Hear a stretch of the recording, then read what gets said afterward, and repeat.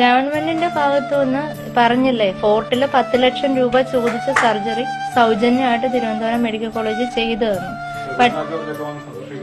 ചെയ്തായിരുന്നു. വീണ ജോർജ് വന്നിട്ടുണ്ടായിരുന്നു, മന്ത്രി വന്നിട്ടുണ്ടായിരുന്നു, എന്നെ കണ്ടു, ICU കയറി എന്നോട് സംസാരിച്ചിട്ടൊക്കെയാണ് പോയത്. മന്ത്രിയെ വന്നെന്ന് കണ്ടായിരുന്നു. മന്ത്രി ഇടപെട്ടത് കൊണ്ട് തന്നെ ആ 10 ലക്ഷം രൂപ വിലയുള്ള സർജറി ഞങ്ങൾക്ക് സൗജന്യമായിട്ട് ചെയ്തു. ഒരു പെൺകുട്ടിയുണ്ട്, ഭർത്താവ് ആക്രമിച്ച് കൈകൾ രണ്ടായിട്ട് വേർപെട്ടു. തിരുവനന്തപുരത്ത് ഒരു സ്വകാര്യ ആശുപത്രിയുടെ മുന്നിൽ ചെന്നപ്പോൾ പറഞ്ഞു 10 ലക്ഷം രൂപയുണ്ടെങ്കിൽ ചെയ്യാം.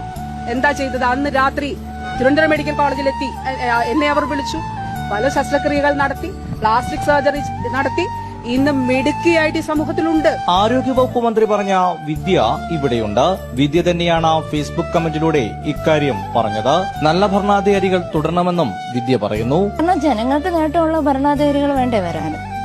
ജനങ്ങൾക്ക് വേണ്ടത്, അല്ലെങ്കിൽ ജനങ്ങളുടെ ആവശ്യങ്ങൾ കണ്ട് അതനുസരിച്ചിരിക്കുന്ന ഭരണമാണ് വേണ്ടത്. 10 ലക്ഷം രൂപ വരെ സ്വകാര്യ ആശുപത്രി ആവശ്യപ്പെട്ട സർജറിയാണ് സർക്കാർ ആശുപത്രിയിൽ കുറഞ്ഞ ചെലവിൽ നടത്തിയത്. എന്റെ ഓരോ ഘട്ടത്തിലും അതാണ് കൈ മുറിച്ചു മാറ്റേണ്ട സാഹചര്യം പറഞ്ഞ് ആ സ്വകാര്യ ആശുപത്രിയിൽ തിരുവനന്തപുരം മെഡിക്കൽ കോളേജ് ഇടപെട്ടിട്ടാണ് എന്റെ എല്ലാ സർജറിയും ചെയ്തത്. അവരന്ന് ആ ഒരു സർജറിക്ക് മാത്രമാണ് 10 ലക്ഷം ചോദിച്ചത്. അത് കഴിഞ്ഞുള്ള എക്സ്പെൻസ് എല്ലാം ഞങ്ങൾ തന്നെ നോക്കണമായിരുന്നു. എന്തായാലും തിരുവനന്തപുരം മെഡിക്കൽ കോളേജ് അത് ഏറ്റെടുത്തത് കൊണ്ട്, ഇല്ലെങ്കിൽ എന്റെ സർജറികളെല്ലാം അവിടെ ചെയ്തത് കൊണ്ട് ഭീമമായിട്ടുള്ള ഒരു തുക ഞങ്ങളുടെ മുമ്പിൽ നിന്ന്, ഞങ്ങളുടെ കൈ